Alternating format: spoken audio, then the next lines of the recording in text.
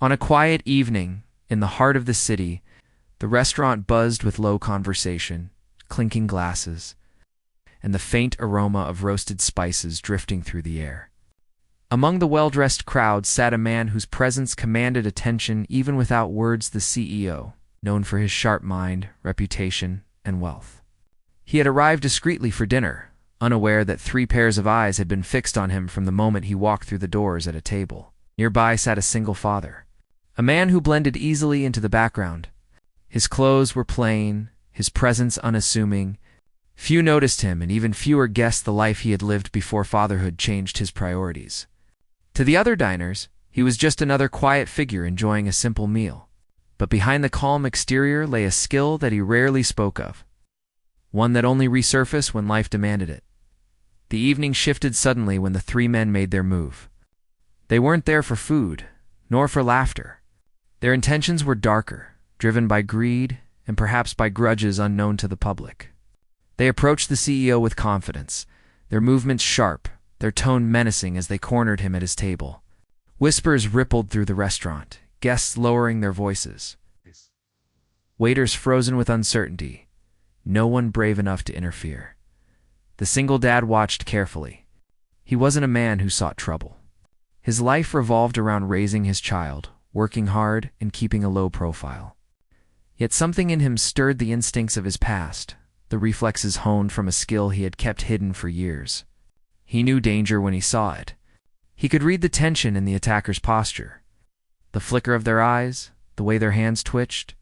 The CEO tried to remain calm, negotiating reasoning, but the men grew bolder. One of them reached inside his jacket, a movement that made the room collectively hold its breath. The father understood instantly. This wasn't a simple threat. Lives were now in real danger. His heart raced as he thought of his child at home. What would happen if he acted and failed? But just as quickly, his resolve hardened. He had once trained his body and mind for moments like this. He could not sit still while an innocent man's life hung in the balance. Rising from his seat, he approached quietly, his steps measured. Few noticed him at first, but the moment one of the attackers caught sight of his steady gaze, tension thickened in the air. The dad's voice was calm but firm as he spoke, not loud, yet enough to disrupt the men's focus. They barked back threats, mocking him for interfering. The CEO's eyes flickered with desperate hope someone had finally stood up. In the seconds that followed, chaos erupted.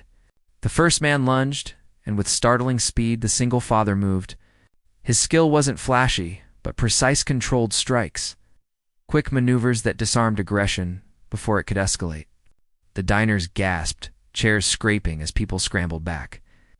What they witnessed was not wild brawling, but the fluid, disciplined movement of a man who had once trained to protect, not destroy. The second attacker charged, but the dad anticipated every move. His hidden ability, whether martial arts from his youth, military training, or years of disciplined practice, flowed through him as naturally as breathing. In moments, the second man was on the ground, wind knocked out of him. The third hesitated, uncertain now, but desperation drove him forward.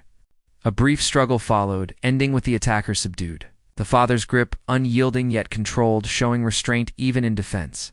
Silence followed. The restaurant moments ago, a scene of fear, now echoed with stunned awe.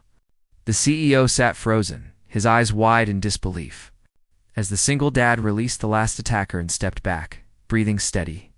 As though the storm within him had already calmed, the staff called authorities, and the 3 men were swiftly taken into custody. Whispers filled the room, people speculating about who the quiet man truly was. Some thought he was a bodyguard, others whispered military past. The CEO, regaining his composure, approached and thanked him personally, shaken yet grateful. But the father didn't stay for praise. He shook his head politely, insisting he was just a man who did what anyone should do. He asked for no recognition, no reward. His concern was only that justice was served and that no one had been hurt beyond repair. As he left the restaurant, fading back into the night, he carried himself as though nothing extraordinary had happened. To him it was simply instinct, a hidden skill awakened only when necessary. What the world saw as heroic, He saw his responsibility a father's duty to stand against wrong when it threatened.